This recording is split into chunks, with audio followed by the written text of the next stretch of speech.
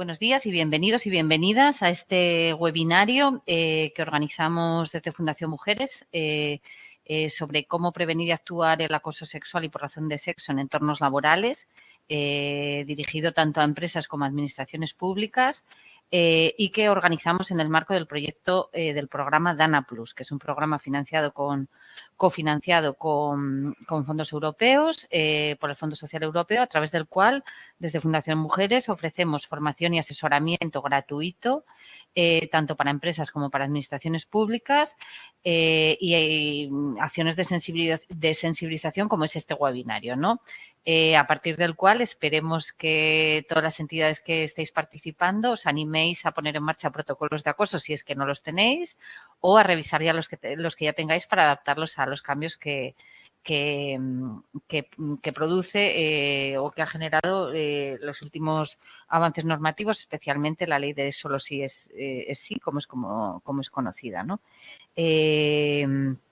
No sé si os he dicho que mi nombre es María José Carretero, porque la mayor parte de las veces se me olvida presentarme y arranco acelerada las presentaciones. Soy María José Carretero, coordinadora de Igualdad en Empresas de Fundación Mujeres. Y voy a impartir la primera parte de esta ponencia, de este webinario, y la segunda parte la va a impartir mi compañera Marta. En la primera parte voy a explicaros brevemente cuál es el contexto, ¿no? Cuál es una breve contextualización haciendo referencia a los cambios sociales que se han producido en los últimos tiempos y que han dado lugar a que se produzcan estos cambios normativos, ¿no? Como hemos pasado del Me Too a la ley de solo sí es sí, ¿no? Haciendo una pequeña referencia a este cambio, a esta evolución, ¿no?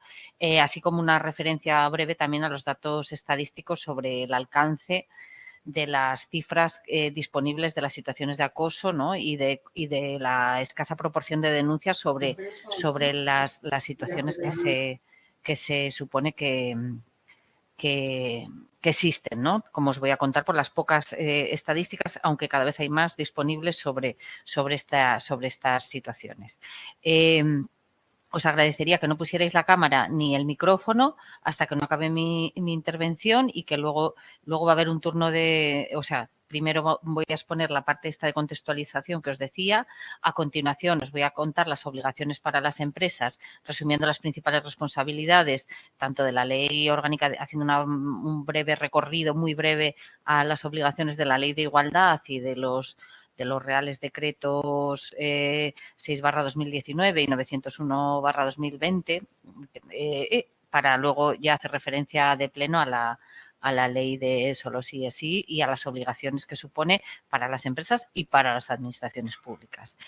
A continuación, mi compañera Marta os explicará claves para poner en marcha protocolos o cuestiones útiles a tener en cuenta cuando se ponen en marcha, se definen protocolos de prevención y actuación ante situaciones de acoso sexual y por razón de sexo. Y al final esperamos que una hora cunda lo suficiente, porque esperamos ser breves y concisas para que haya un espacio para preguntas. Algunas personas nos las habéis enviado ya en el formulario de inscripción. Esperamos que nos dé tiempo a contestarlas y, si no, en todo caso, os contestaremos por correo a las dudas que nos habéis planteado.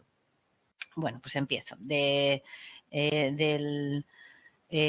Me Too al solo sí es sí, ¿no? En esta primera parte vamos a ver cuál es el estado de la cuestión y cómo las situaciones de acoso que tradicionalmente habían estado invisibilizadas en los últimos tiempos y gracias a movimientos como el Me Too han saltado al debate público, ¿no? Y hasta el punto que en España han ocasionado que se revise la legislación y ha precipitado o ha dado lugar a que se apruebe recientemente la ley de solo sí es sí, ¿no? Hagamos un poco de recapitulación de nuestra historia reciente.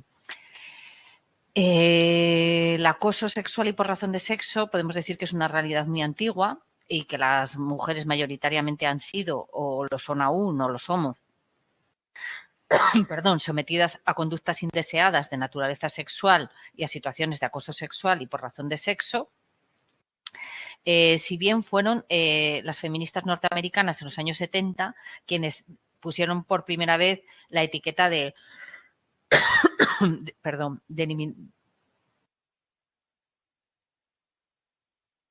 si bien fueron las feministas americanas en la década de los años 70 quienes acuñaron por primera vez la definición de acoso sexual ante este tipo de conductas, ¿no? Fue en el marco de un estudio que realizaron sobre la experiencia laboral de las mujeres universitarias, en el que identificaron que había conductas comunes que se repetían por parte de los hombres en el entorno laboral, pues que incluían desde tocamiento, requerimientos sexuales, miradas, comentarios, incluso en algunos casos violación, ¿no? Es decir, identificaron que no habían sido hechos aislados, sino que era un fenómeno grupal que se repetía y que muchas de ellas habían sido víctimas de distintas situaciones de acoso, ¿no? Y comenzaron a promover que fuera considerado un delito discriminatorio y que se considerara eso, delito, ¿no? Un acto discriminatorio. Os he puesto aquí una cita de Catherine McKinnon, que fue una figura clave con una importante obra en torno al acoso sexual. Fue una académica norteamericana, jurista y activista, ¿no? que definía el acoso como una imposición no deseada en el contexto de una relación de poder desigual, es decir, como un fenómeno basado en un ejercicio de poder basado en el género. Es decir, plantea que el acoso se origina y se construye en base a una desigualdad de poder y que es consecuencia de la desigualdad en los roles asignados a mujeres y hombres a partir del proceso de socialización diferenciada. Por lo tanto, el acoso se entiende así como una forma de violencia contra las mujeres, ¿no? Que forma parte de un continuum que se manifestaría desde los micromachismos cotidianos como el mansplaining, que me imagino que habréis oído hablar del término, ¿no? El de los hombres me explican cosas, hasta pasando por el acoso hasta llegar a las situaciones de maltrato, ¿no? De violencia de género. Aunque los hombres pueden verse afectados por estas situaciones de acoso sexual o por razón de sexo, es algo minoritario, ya que son las mujeres quienes lo sufren de forma abrumadoramente mayoritaria debido a esta socialización diferencial de género que educa a las mujeres para la vulnerabilidad, la aceptación en silencio y a los hombres para el ejercicio del poder. Afortunadamente, este silencio se va poco a poco rompiendo, especialmente en las últimas décadas, gracias a fenómenos, en los últimos años, no décadas, pero más bien en los últimos años, gracias a fenómenos como el Me Too. Si recordáis, fue en el año 2017, que parece que hace mucho, pero hace apenas 5 años, cuando se popularizó este término de Me Too a partir de las acusaciones contra Harvey Weinstein, ¿no? El productor de cine estadounidense. Este término y esta denuncia se extendió a través de las redes sociales, denunciando todo tipo de agresiones y situaciones de acoso sexual, ¿no? Esto sacó al debate público un tema que hasta el momento pues estaba bastante invisibilizado y que no había recibido la atención suficiente ni el apoyo necesario para sacarlo a la luz. Desde Estados Unidos se extendió a otros países y surgieron movimientos como Ni Una Menos en Argentina, Balance Tom Pork, Delata al Cerdo en Francia, With You en Japón, o el primer asedio, primer acoso en Brasil. En España se popularizó el término Yo sí te creo, que se vio especialmente reforzado con un movimiento de apoyo y denuncia a las agresiones contra las mujeres a partir del caso de La Manada, si recordáis, ¿no? Como que este caso supuso una fuerte reacción social y reavivó un debate que ya estaba abierto en nuestro país y que desde los movimientos de mujeres se lleva reclamando su revisión desde hacía muchos años, y que es la diferencia que se establecía entre abuso y agresión sexual, ya que en nuestro sistema jurídico se entendía hasta la ley de solo sí es sí, de la que hablaremos más tarde, que si no había violencia e intimidación específica no se podía considerar que había violación, sino abuso, ¿no? Bueno, como sabéis, la justicia española condenó primero a los miembros de La Manada por abuso, pero luego el Tribunal Supremo acabó elevando las penas por violación, ¿no? El caso generó muchas manifestaciones en todo el país y la exigencia de reformar la legislación, lo que se ha visto reflejado en esta ley de solo sí es sí, ¿no? Pero bueno, aparte de esta modificación de la consideración de abuso para pasar a considerar que todos los actos son agresiones, introduce una serie de obligaciones para distintos agentes, entre los que están las empresas y las administraciones públicas, en materia de prevención y actuación sobre situaciones de acoso dentro de su gestión de relaciones laborales, que vamos a ver más adelante. Pero bueno, previamente quería hacer una pequeña referencia a cuál es la dimensión del problema, ¿no? A las cifras de incidencia, ¿no? Ha sido un dato que siempre ha sido muy difícil de obtener, ¿no? Porque lo que sí que se sabe desde siempre es que se denuncia poco, ¿no? Que no está visible, ¿no? Pero bueno, cada vez vamos teniendo más datos. Os muestro ahí un par de encuestas. La primera es la macroencuesta de la violencia contra la mujer del año 2019, realizada por la Delegación de Gobierno contra la violencia de género.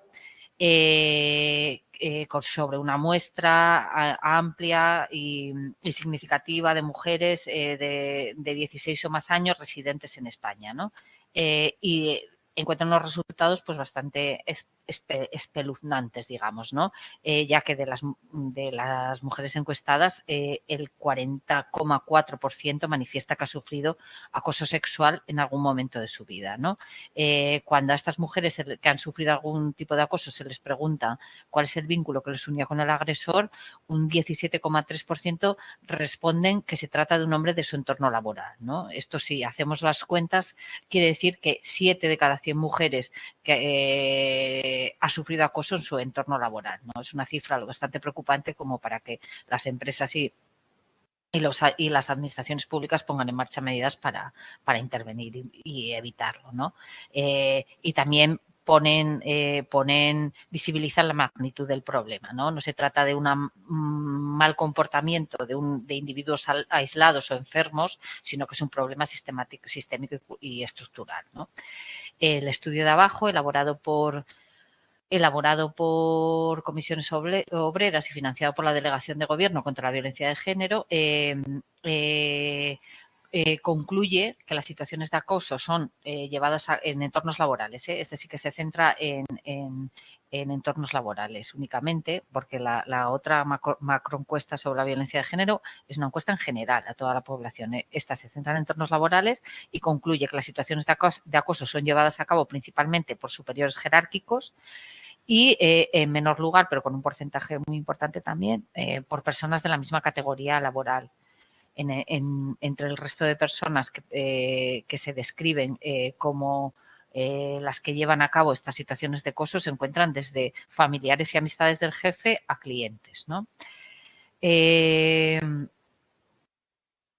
En este estudio de comisiones y de la Delegación de Gobierno contra la Violencia de Género se analizan también las diferentes actuaciones y respuestas que se producen ante estas situaciones de acoso sexual y por razón de sexo, ¿no? Y lo que encuentran es que solo 1 de cada 10 mujeres ha manifestado que en su empresa existían medidas destinadas a corregir o intervenir sobre estas situaciones de acoso. Y 7 de cada 10 mujeres manifestaron que no habían puesto en conocimiento de su empresa el hecho de que estuvieran siendo víctimas de una situación de acoso, ¿no? Este es un dato muy grave, ¿no? De que 7 de cada 10 mujeres no se atrevían a comunicar a su empresa el hecho de que estaban sufriendo una situación de acoso. De entre estas mujeres que manifestaron que no habían puesto en conocimiento de la empresa que estaban siendo víctimas, el motivo mayoritario que argumentaban para no hacerlo era por temor a represalias. O sea, es una cuestión bastante preocupante y sobre la cual yo creo que las empresas y las administraciones públicas tienen que poner en marcha medidas para visibilizar el compromiso contra que se produzcan estas situaciones en el marco de su organización y animar a las víctimas a que denuncien, ¿no? Bueno. Estos datos son datos de encuestas, ¿no? Realizadas, de macroencuestas a la población o a las mujeres trabajadoras. Pero si tratamos de encontrar datos de las denuncias realizadas, estos son más difíciles de encontrar, pero bueno, podemos hacer referencia a los datos que emite la Secretaría de Estado de Seguridad del Ministerio de Interior sobre los delitos contra la libertad sexual. Y si veis os he buscado los datos de 2021 y la tasa de delitos que se conocen contra la libertad sexual por 100.000 habitantes, la tasa global de los delitos que se conocen es de 3,6. Y si nos centramos únicamente en los de acoso sexual, es un 0,1 por cada 10.000 habitantes. Es decir, que los casos denunciados de acoso sexual son 1 de cada 100.000 habitantes, teniendo en cuenta el dato que veíamos anteriormente en la encuesta, que el 40% de las mujeres han sufrido acoso sexual en algún momento de su vida. Esto parece indicar que estas denuncias están muy por debajo de la incidencia real de los casos, ¿no?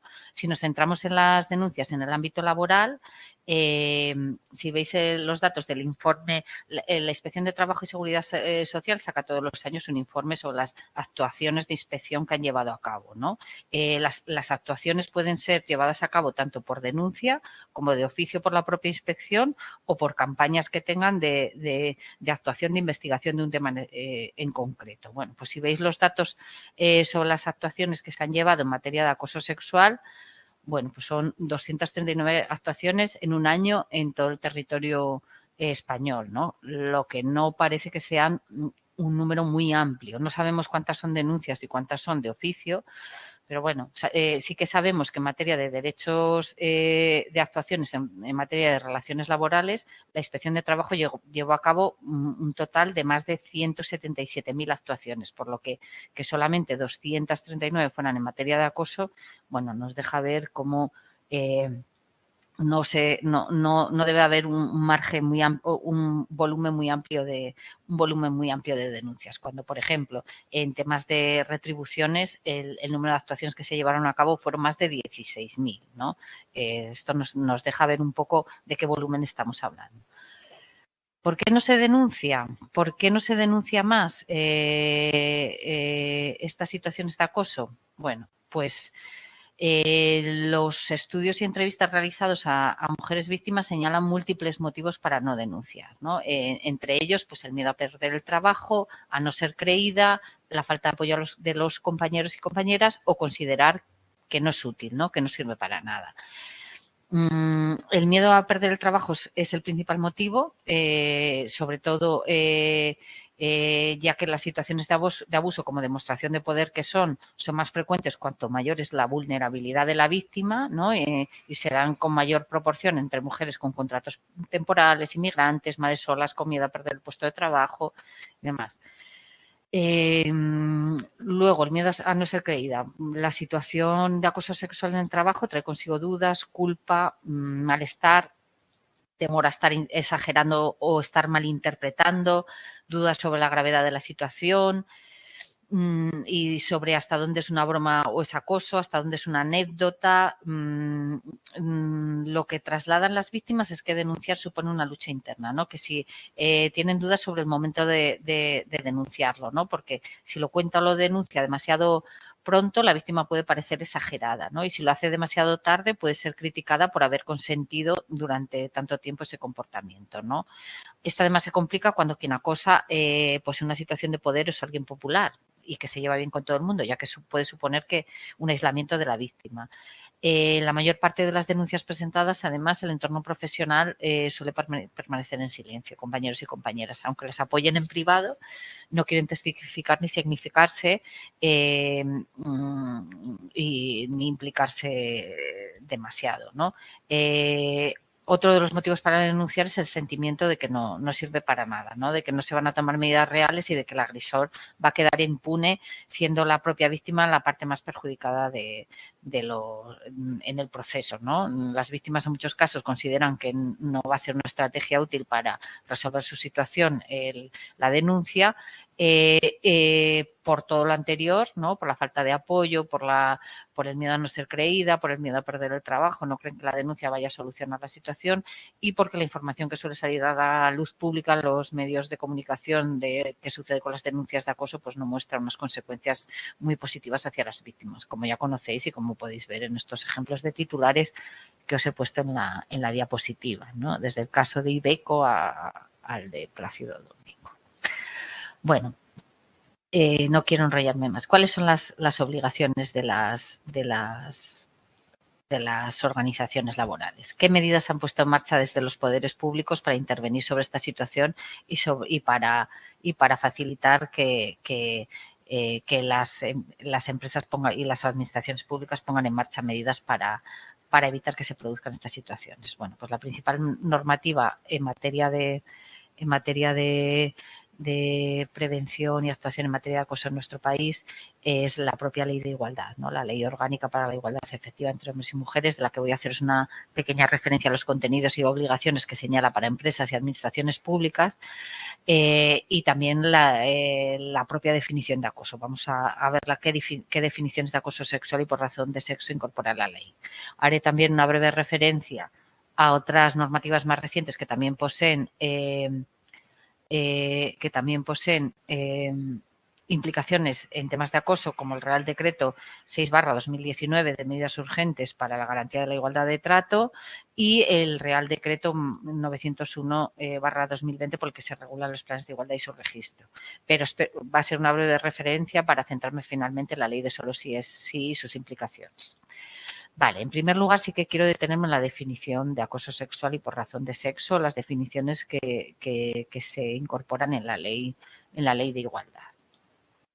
Por acoso sexual entendemos cualquier comportamiento verbal o físico de naturaleza sexual que tenga el propósito o produzca el efecto, esto es importante, lo del propósito o el efecto, ahora lo vamos a ver, de atentar contra la dignidad de una persona, en particular cuando se crea un entorno intimidatorio, degradante u ofensivo.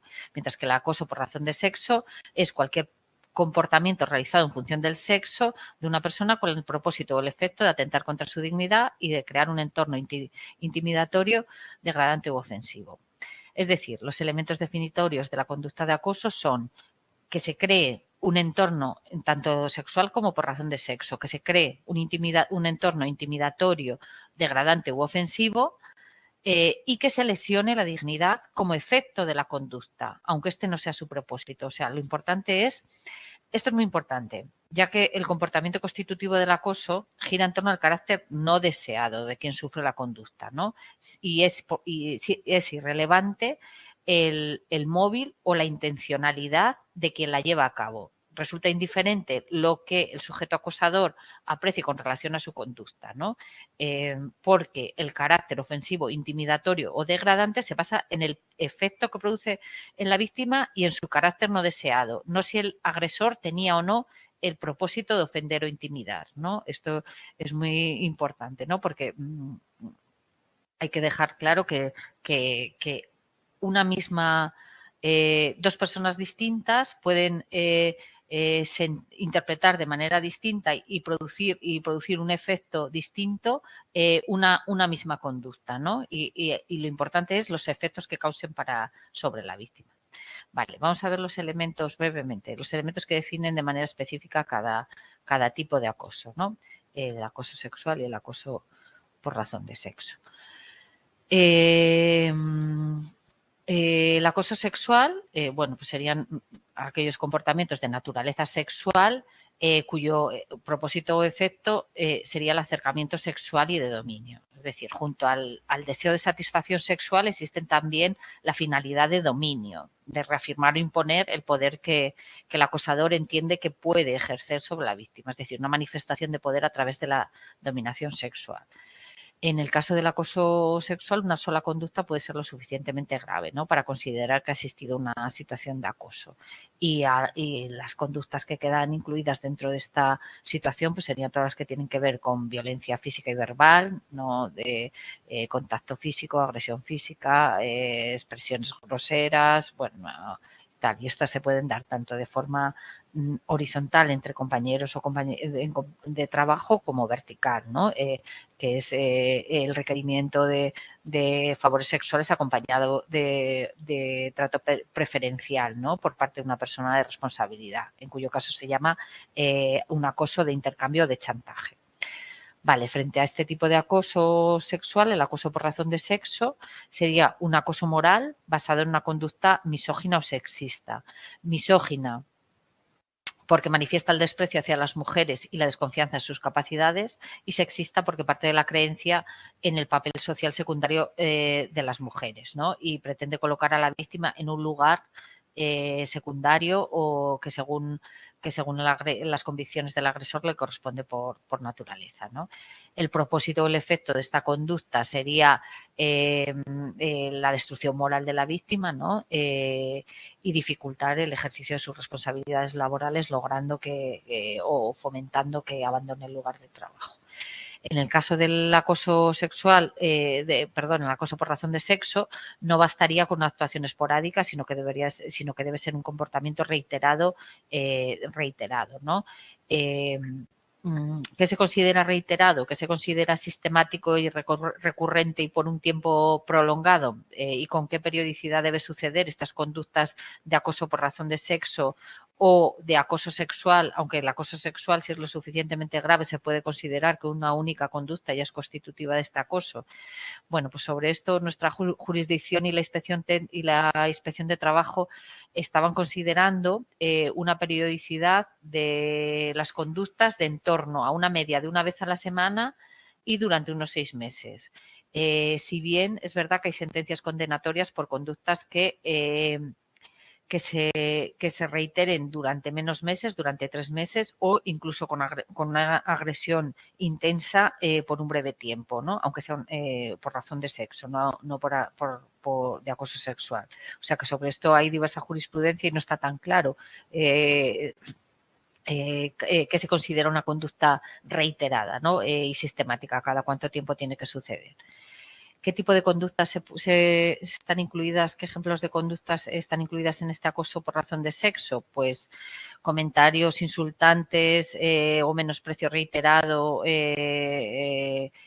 o propagación de rumores falsos, comentarios descalificadores ofensivos para las mujeres, ¿no? O atribución de tareas inútiles o inferiores a las competencias profesionales, como ir a por café o atender asuntos particulares del jefe, aislamiento, incomunicación. Bueno, las de acoso moral, digamos, las de que se pueden incluir dentro de un movie, pero con el carácter de misoginia y sexismo por ir dirigidas con ese componente hacia las mujeres, ¿no? Vale, estas serían las definiciones que incluye la Ley de Igualdad sobre acoso sexual y por razón de sexo. Y vamos a ver qué actuaciones incluye qué obligaciones contempla que deben de poner en marcha las empresas y las administraciones públicas. En primer lugar, las empresas. La ley señala en su artículo 48 las obligaciones en materia de acoso, ¿no? Digo señaladas porque a partir de la ley de solo sí es sí se ha modificado algo el articulado. Os pongo la redacción original, ¿no? Como veis, se hace hincapié en la prevención, ¿no? En evitar que se produzcan las situaciones de acoso y en establecer un cauce para las denuncias. Pero no se concreta exactamente el tema de los protocolos ni su contenido. Solamente se dice que se deberán promover y arbitrar procedimientos específicos y dar cauce a las denuncias, y que se podrán establecer medidas, que se deberán negociar con los representantes de los trabajadores, ¿no? Esta es como veis, no lo concreta tanto como os voy a contar posteriormente, que se concreta en el Real Decreto 901. Esto es para las empresas, pero para las administraciones públicas pues es similar, ¿no? La Ley de Igualdad también establece la obligación de establecer medidas efectivas de protección frente al acoso sexual y al acoso por razón de sexo dentro de las actuaciones que tienen que tener en cuenta todas las administraciones públicas, estableciendo además para la Administración General del Estado la obligación de poner en marcha un protocolo de actuación frente al acoso sexual y por razón de sexo y definiendo brevemente las cuestiones que se deben contemplar en dicho protocolo, pero no establece la obligación explícita de poner en marcha dicho protocolo para todas las administraciones, solo para la Administración General del Estado, ¿no? Aunque sí que dice que todas tienen que establecer medidas de protección frente al acoso. Vale. Posteriormente, el Real Decreto 6/2019 de 1 de marzo de medidas urgentes para la garantía de igualdad de trato y oportunidades en el empleo y la ocupación, modifica la ley orgánica en varios artículos, la ley de igualdad, pero en particular lo que nos interesa es la modificación que realiza en el artículo 46, en la que establece que todas las empresas obligadas por dicha ley a elaborar planes de igualdad entre las materias que tienen que contemplar en el diagnóstico previo al plan de igualdad es la prevención del acoso sexual y por razón de sexo. Es decir, se vincula la elaboración de medidas de prevención y actuación y por parte de las empresas obligadas a tener planes de igualdad se vincula a la elaboración del diagnóstico y del plan a poner en marcha, ¿no? Vale, ¿qué ocurre con la aprobación del Real Decreto 901/2020 de elaboración y registro de planes de igualdad? Pues que se hace una alusión explícita a la obligación de elaboración por parte de todas las empresas, ¿no? En su artículo 2, cuando habla del ámbito de aplicación del Real Decreto, establece la obligación de todas las empresas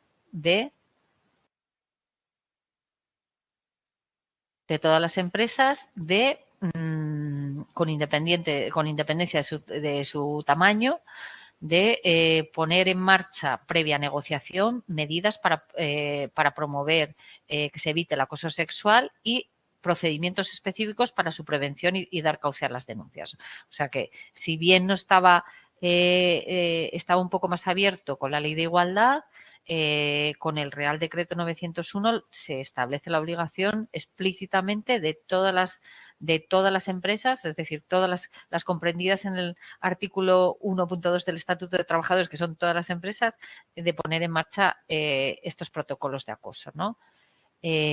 Vale, pues llegamos finalmente a la ley orgánica 10/2022 de garantía integral de la libertad sexual, que fue aprobada en septiembre de este año, ¿no? La ley conocida como Solo sí es sí, que como os comentaba al principio, el principal impulso para su elaboración surgió como respuesta a la indignación social por la definición de abuso y demás, ¿no? Y el cuestionamiento. La ley elimina esa distinción entre abuso y agresión sexual y considera agresión sexual toda interacción sexual sin el consentimiento de la otra persona, pero aparte introduce una serie de modificaciones o de obligaciones para las empresas, ¿no? Bueno, pues en referencia a las empresas, a continuación haré mención a las administraciones, a las obligaciones para las administraciones públicas. La primera parte incorpora un artículo específico de prevención y sensibilización en el ámbito laboral dirigido específicamente a las empresas, que en su primera parte viene a decir básicamente lo que ya decía la Ley de Igualdad y el Real Decreto 901, ¿no? La importancia de la prevención, de poner en marcha protocolos o procedimientos para las denuncias y de negociar con la representación legal de la plantilla. Sí que incorpora como novedad que se hace especial incidencia en el acoso que se produce a través del ámbito digital para que se tenga en cuenta por parte de las empresas, pero sí, en la última parte de este artículo sí que se incorporan algunas cuestiones novedosas, ¿no? Se extiende el alcance de los protocolos de acoso a la plantilla total de la empresa, entendiendo como tal a todas las personas vinculadas con la misma que tengan el contrato que tengan, tanto contratos fijos, discontinuos, de duración determinada, de prácticas de puesta en disposición, lo que sea, y además a las personas becarias y al voluntariado. O sea, serían el ámbito de aplicación del protocolo sería a cualquier persona que está en relación o que tenga un vínculo con la empresa. Se señala además expresamente que se debe promover la sensibilización y formación a todo el personal y se incorpora la obligación de incluir en la valoración de riesgos como riesgo recurrente concurrente la violencia sexual. Esta es una cuestión que ya veníamos recomendando que se realizara, ¿no? La inclusión de la perspectiva de género en la salud laboral y en la evaluación de los riesgos psicosociales, entre los cuales se encuentran las situaciones de acoso. Y en este sentido se debe tener en cuenta además que la propia Ley de Prevención de Riesgos Laborales establece en su artículo 14 la obligación de que, o sea, que todas las personas trabajadoras tienen derecho a una protección eficaz, ¿no?, en materia de salud y seguridad en el trabajo, y que este derecho supone a su vez la existencia de un correlativo deber por parte de las empresas de protección, ¿no?, de trabajadoras y trabajadores frente a los riesgos laborales, entre los que ahora se incluye, ¿no?, con el Real Decreto la obligación de incluir en esta valoración de riesgos la violencia sexual, especialmente en el ámbito laboral, en referencia al acoso sexual y por razón de sexo. Vale, además se crea un distintivo de empresas por una sociedad libre de violencia de género que está pendiente de desarrollo, y se incorpora en el artículo 16 la obligación de integrar la perspectiva de género en la organización de los espacios de los centros de trabajo, con el fin de que resulten seguros y accesibles para todas las trabajadoras. Esta es una cuestión, el tema de la seguridad en los espacios públicos, que ha sido tradicionalmente abordada desde el urbanismo con perspectiva de género, y a través de la cual se abordan cuestiones como la iluminación y la visibilidad de los espacios, el evitar que pueda haber espacios en los que se produzcan arrinconamientos, falta de luz, poca concurrencia de personas o que dificulten que sean vistas y oídas, ¿no?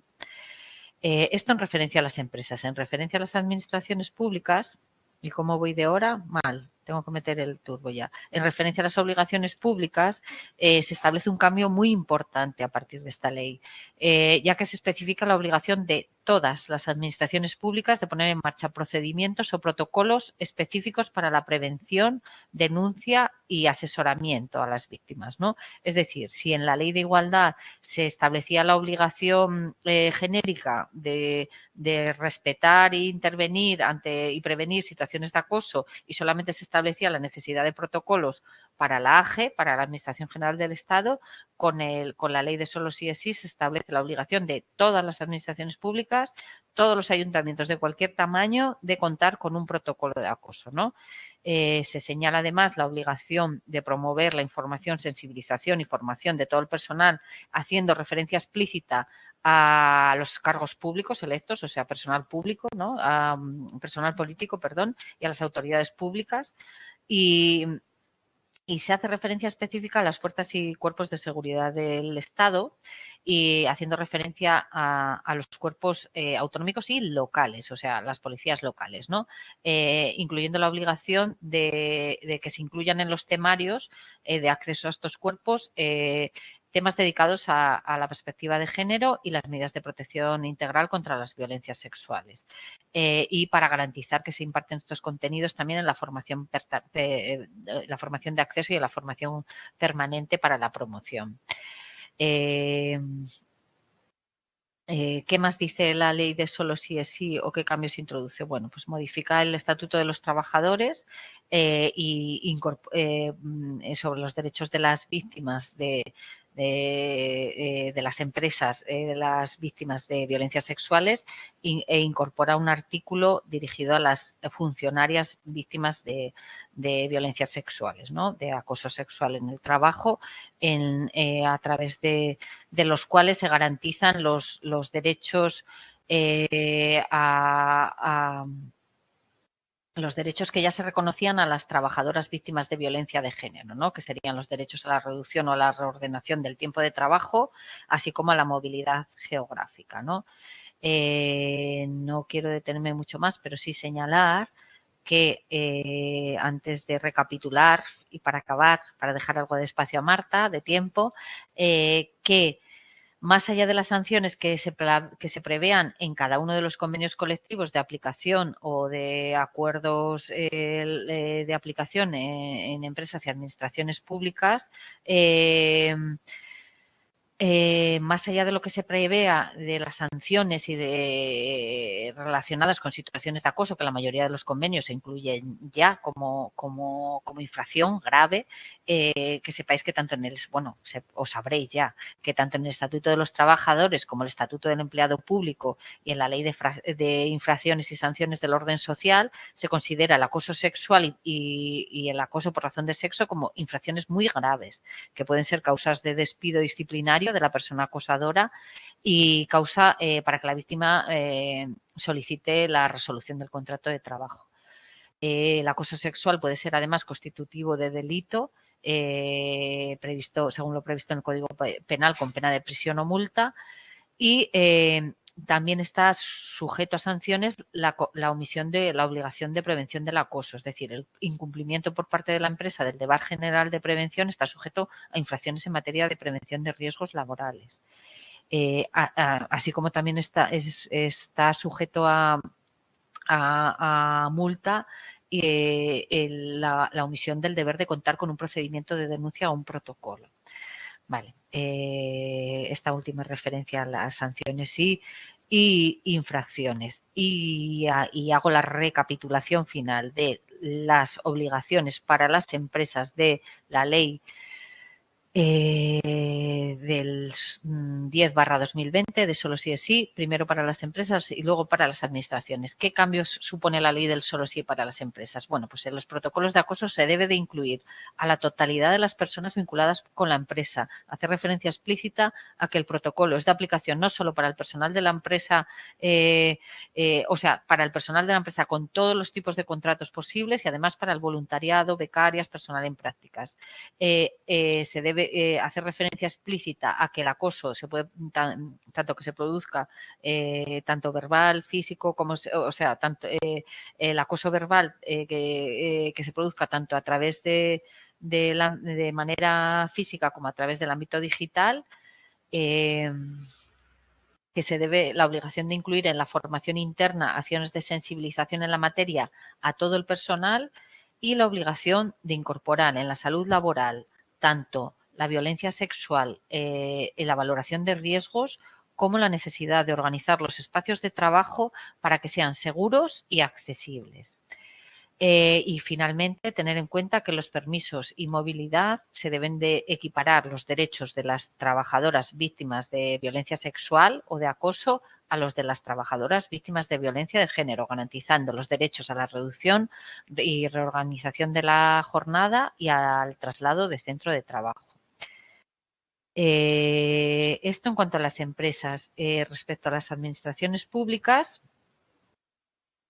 ¿qué cambio supone para las entidades locales en materia de derechos laborales? Porque esto es centrado en las obligaciones como contratadoras, o sea, os estoy haciendo el resumen de las obligaciones para los ayuntamientos para la puesta en marcha de protocolos de acoso dirigidos a su personal, porque luego tienen otras obligaciones hacia la ciudadanía, para los espacios públicos, por ejemplo, con la ley de solo sí es sí, también incorpora medidas destinadas a la ciudadanía que tienen que poner en marcha las entidades locales y las administraciones. Pero yo os voy a hacer referencia solamente a los que tienen que ver con los protocolos de acoso para el personal, que serían los protocolos de acoso se convierten en obligatorios para todas las administraciones públicas y no solo para la AGE, para la Administración General del Estado.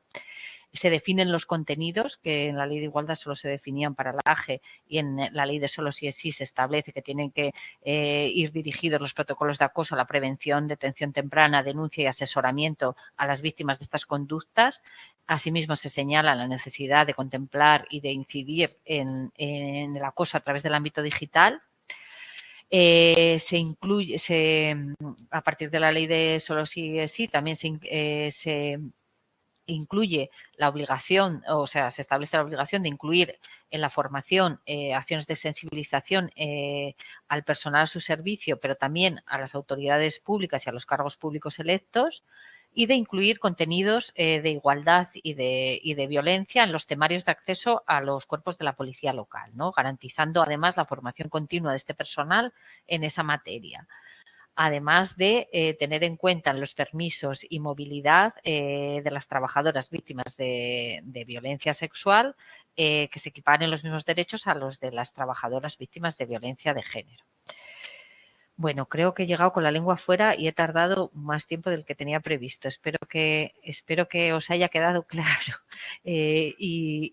Y voy a dejar paso ya a Marta. Disculpa que te he comido tiempo. Si tenéis alguna duda, esperamos a que acabe Marta su presentación y abrimos el debate, ¿vale? Gracias por vuestra atención y cualquier comentario o duda que queráis plantear, abrimos luego brevemente un espacio. Gracias. Vale, nada, gracias María José. Se me oye bien, ¿no? Antes de que te vayas. Sí, vale. Pues nada, voy a empezar yo esta segunda parte. Voy a ir un poco rápido, pero bueno. Esta segunda parte lo que voy a explicar es cómo desde las empresas y desde las administraciones públicas podemos prevenir y actuar, qué buenas prácticas podemos poner en marcha y algunas cuestiones también útiles a la hora de realizar un protocolo de prevención y actuación ante el acoso sexual y el acoso por razón de sexo. Como comentó mi compañera María José, el artículo 12.1 de la Ley Orgánica, de la Ley del Solo Sí es Sí, señala que las empresas y las administraciones públicas están obligadas a establecer procedimientos específicos tanto para prevenir como para actuar ante el acoso sexual y el acoso por razón de sexo. ¿Cómo podemos establecer estas medidas? Bueno, la forma más recomendable es poner en marcha un protocolo de prevención y actuación frente al acoso sexual y el acoso por razón de sexo.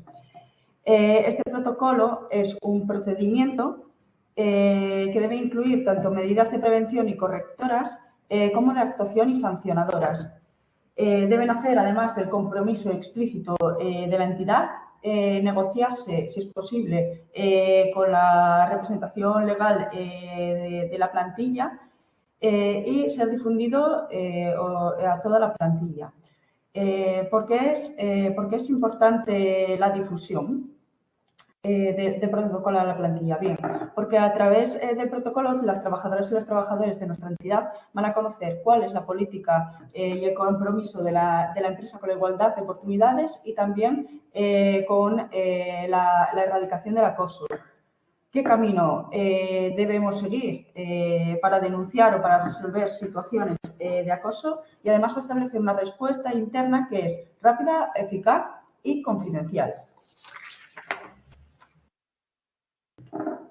Vale, ¿qué información debe incluir un protocolo? Recogemos un poco lo que sería un poco información más básica o que debe estar o debería estar en los protocolos de acoso. Como veis, en la pantalla sería la declaración de la organización rechazando el acoso sexual y el acoso por razón de sexo, el ámbito de aplicación, información relativa al concepto y la tipificación del acoso, las medidas preventivas, los recursos humanos o organismos que intervienen, los cauces de denuncia y las medidas cautelares, el procedimiento, los procedimientos, el régimen disciplinario y sancionador, también medidas dirigidas a la reparación de las víctimas y el seguimiento y evaluación del protocolo, ¿vale? Voy a empezar por las tres primeras, muy rápidamente. La declaración de la organización rechazando el acoso sexual y el acoso por razón de sexo, el ámbito de aplicación y la información relativa al concepto y la tipificación del acoso. Estos tres primeros puntos se incluyen sobre todo para orientar, contextualizar y también sensibilizar, lo que forma también parte de lo que es la prevención, ¿no? Se incluirá el contexto para el cual se establece el protocolo. Podemos recoger la legislación, también es recomendable incluir las definiciones de acoso sexual y acoso por razón de sexo. También podemos recoger otras como es ciberacoso o acoso moral, conductas indebidas, etc. En relación con el contexto, ámbito de aplicación, también como comentó María José, el artículo 12 de la ley del solo sí es sí indica que las medidas del protocolo se tiene que beneficiar toda la plantilla, cualquiera que sea su forma de contratación, e incluye también al personal becario y también al voluntariado. Por tanto, esto en el ámbito de aplicación debería ir recogido.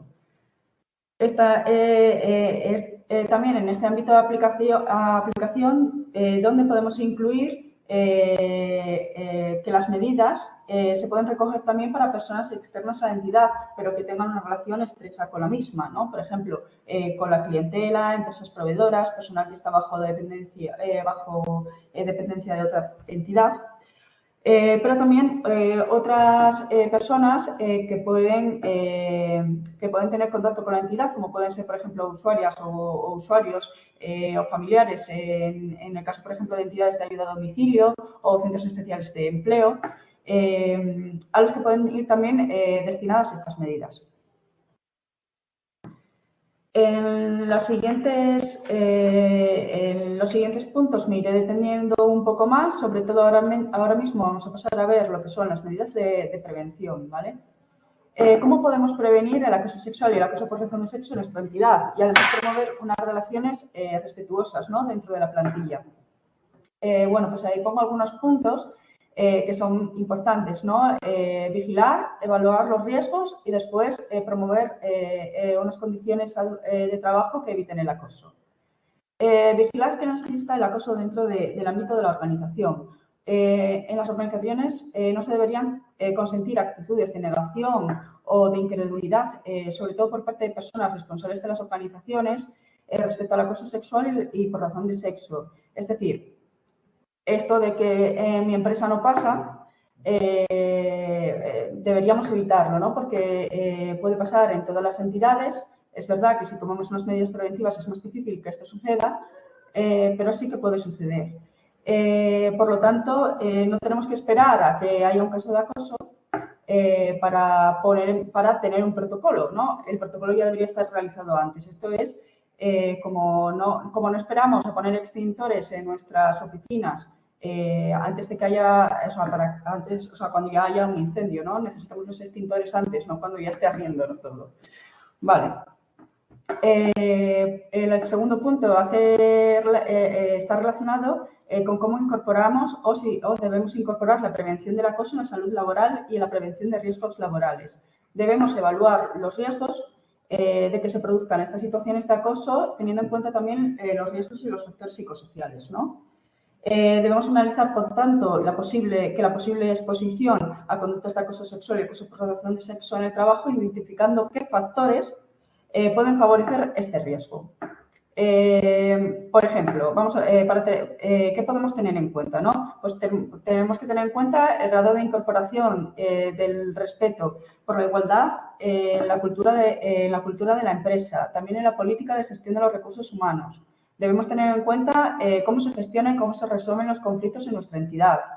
Incluso también si debemos analizar si las condiciones laborales pueden suponer un factor de riesgo. Más concretamente, ¿qué podemos realizar, ¿no? ¿O cómo lo podemos analizar?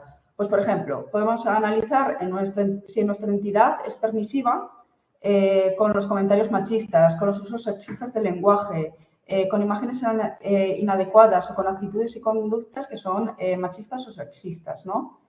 Por ejemplo, si hay una marcada división de puestos de trabajo en función del sexo o de tareas o responsabilidades. Si hay conductas que infravaloren a las trabajadoras o si hay un clima sociolaboral negativo. Pues, por ejemplo, que hay una comunicación inadecuada, que es nula o negativa, o si hay, pues eso, un mal ambiente de trabajo, ¿no? Incluso también existen factores propiamente organizativos, ¿no?, que pueden suponer un riesgo. Pues, por ejemplo, podemos imaginarnos la existencia de turnos de trabajo cambiantes donde la plantilla no pueda entablar unas relaciones interpersonales duraderas o de apoyo social, ¿no? Por otro lado, también tenemos otros trabajos, ¿no?, los trabajos más en solitario, que también pueden suponer un riesgo, por ejemplo, en las asistentes de ayuda a domicilio o las fisioterapeutas, por ejemplo. Finalmente, lo que debemos son promover unas condiciones de trabajo que eviten el acoso. ¿Cómo? Pues incluir en el plan de prevención, una vez que hemos evaluado, ¿no?, cómo está nuestra empresa, evaluamos los factores y los riesgos psicosociales y los riesgos de acoso, pues podemos poner en marcha medidas preventivas, ¿no?, que favorezcan un ambiente de trabajo que sea saludable, respetuoso y que además fomente la igualdad entre mujeres y hombres. Pues, por ejemplo, medidas dirigidas a eliminar conductas sexistas o promocionar la igualdad, mejorar la comunicación o el clima de la organización, ¿no? Algunos ejemplos de buenas prácticas que podemos comentar son, por ejemplo, el propio compromiso de la empresa con la erradicación del acoso ya es una buena práctica. La difusión del protocolo para que toda la plantilla conozca cómo actuar también es una buena práctica. La difusión de códigos de buenas conductas, la formación en igualdad a toda la plantilla y en especial a la dirección y a las personas que tienen un cargo o que tienen responsabilidades sobre otros trabajadores y trabajadores. Incluir en la valoración de riesgos laborales de los diferentes puestos de trabajo, la violencia sexual y los riesgos psicosociales. Y también es bastante interesante una nueva que también aparecía en la ley del solo sí es sí, es integrar la perspectiva de género en la organización de los espacios del centro de trabajo, ¿no? Con el fin de que resulten seguros y accesibles para todas las trabajadoras. Estos son algunos ejemplos de buenas prácticas. También podemos poner algunos ejemplos de buenas prácticas de prevención o en prevención dirigidos, por ejemplo, a personas externas a la entidad, ¿no? Pues difundir a la clientela o a entidades suministradoras la política de la empresa para combatir el acoso sexual y el acoso por razón de sexo. Y la existencia del protocolo, indicando también la obligación de su cumplimiento, ¿no? También acciones de sensibilización e información dirigidas a las personas externas, pues por ejemplo folletos de difusión o carteles en un local que diga que informe que en ese local están prohibidos, terminantemente prohibidas las conductas, ese tipo de conductas, ¿no? Bueno, a pesar de que la prevención es mucho más positiva que la sanción, la empresa también debe establecer de forma paralela actuaciones de intervención, investigación y sanción de las situaciones de acoso, ¿no? Con el objetivo de poner fin a estas situaciones que pueden afectar a la salud y al trabajo de la plantilla. Antes de hablar del procedimiento propio de la entidad, podemos preguntarnos qué vías de resolución habría si se produce un caso de acoso, ¿no? Fundamentalmente hay dos vías, lo que se llama la vía interna, ¿vale? Es decir, a través de los procedimientos incorporados a la propia empresa, que la vamos a ver a continuación, y también está la vía externa, que es la vía administrativa a través de inspección de trabajo y a través de la vía judicial. Es importante recordar que utilizar una de estas vías en ningún caso va a excluir la posibilidad de utilizar las otras. Bueno, pues ahora vamos a pasar a lo que es la vía interna y os voy a explicaros un poco brevemente cómo es el procedimiento interno, ¿vale? Lo primero de todo, bueno, cabe señalar que no hay un solo procedimiento o no hay un procedimiento único. Cada entidad tiene que ajustar lo que es los procedimientos a su propia situación laboral y organizacional. Por tanto, todos los procedimientos y todos los protocolos tienen que ser ajustables, ¿no? A las características de las entidades. ¿Cuáles son los órganos y las personas encargadas de aplicar el procedimiento? Fundamentalmente, los protocolos suelen referirse a la creación de dos grupos de trabajo, que son la asesoría confidencial y la comisión investigadora o la comisión instructora. La creación de estos órganos depende de los criterios de la organización laboral, ya que no hay pautas, digamos, que indiquen quién deben constituirlo. Hombre, siempre se recomienda, por ejemplo, que pueda estar parte de la dirección y parte de la representación legal de la plantilla. También que pueda haber alguien de prevención, bueno, etcétera, ¿no? Como decía antes, cada entidad tiene sus propias características. ¿Qué es la asesoría confidencial? Pues resumidamente sería el grupo de personas encargadas de recibir las denuncias y también tiene otras funciones como, por ejemplo, prestar un asesoramiento inicial. Y la comisión investigadora sería el organismo que es el encargado de investigar la situación y elaborar el informe de valoración de las conductas, de elaborar el informe de valoración de la investigación con las conclusiones, ¿no? Es importante también que el protocolo recoja en qué casos es necesario realizar sustituciones del personal. Por ejemplo, si se tiene una relación de parentesco, amistad o enemistad manifiesta por alguna de las partes involucradas. Estos, en principio, serían como los órganos garantes, ¿no?, del proceso, pero siempre depende también de la entidad y también del tamaño de la entidad, ¿no? Por ejemplo, en entidades muy pequeñas muchas veces no hacemos o no se crearía de por sí lo que es un organismo, ¿no?, una organización propia. También si van dirigidas, si la actuación va dirigida a personas externas de la entidad, el peso de la responsabilidad y del proceso también podría caer solamente en la dirección de la entidad. que deberá además poner a disposición de la víctima todos los cauces de denuncia, apoyo y asesoramiento en caso de que no se pueda llevar a cabo el proceso interno, ¿no? Vamos a ver ahora un poco lo que es, un poco concretar lo que es el procedimiento de actuación, ¿no? Estos son un poco los pasos. Vale, sí, creo que son todos. Creía que no me salía el último. Un poco lo que es el procedimiento, ¿no? Los pasos del procedimiento. Bueno, en primer lugar, lo que debemos determinar es quién puede realizar la denuncia, cuáles van a ser los canales de denuncia y cómo se va a recoger. Es necesario destacar siempre en los protocolos que las denuncias no van a suponer efectos perjudiciales para la persona que denuncia. Es decir, a las posibles víctimas también tenemos que decirles que si denuncian no van a tener o no va a suponer ningún perjuicio para ellas, ¿no? Seguido debemos conocer quién va a recibir la denuncia, si es la asesoría confidencial, si es el personal sindical, si es la dirección de la empresa, ¿no? Y hay que tener en cuenta que toda la plantilla debería conocer quién es este personal y la forma de enviar la denuncia. A continuación, se deben poner también en marcha las medidas cautelares. ¿Qué son las medidas cautelares? Pues aquellas medidas que antes de la investigación o al inicio de la investigación vayan a frenar ya la situación posible de acoso que se pueda estar dando. Aunque después se determine al final que no era una situación de acoso. Son medidas que sirven para frenar en ese momento la situación, ¿no? Y se comenzaría lo que es el proceso de investigación, determinando quién va a realizar la investigación, cómo y los plazos.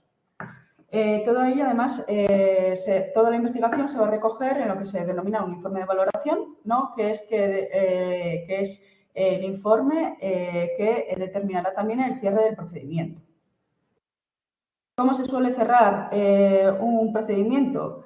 Pues si en la investigación se observan que los hechos que estaban sucediendo en la empresa son constitutivos de acoso, no son constitutivos de acoso, entonces se archiva, ¿vale? Y si son constitutivos de acoso, pues será la dirección la que tras el informe señale el tipo de sanciones y medidas correctoras, ¿no? Las sanciones generalmente están recogidas en los convenios colectivos, sino también la dirección y sería la dirección la encargada, ¿no? De decir qué tipo de sanciones y qué sanciones se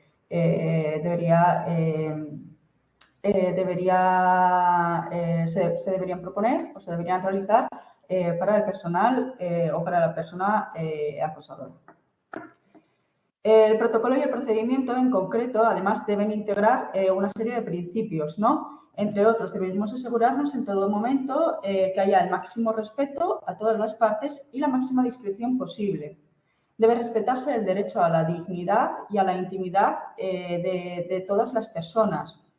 Además, todas aquellas personas que participen en el proceso tendrán la obligación o tendría la obligación de guardar estricta confidencialidad sin transmitir ni divulgar información. No me voy a entretener mucho. Bueno, iba a decir algunos ejemplos de buenas prácticas, ¿no? Del procedimiento. Como dije, cada procedimiento o cada entidad es un mundo, ¿no? Por ejemplo, algunas buenas prácticas pues, es posibilitar que terceras personas presenten una denuncia de acoso de la cual hayan sido testigo, ¿no? O incorporar asesoramiento y apoyo profesional por parte del departamento jurídico de una empresa.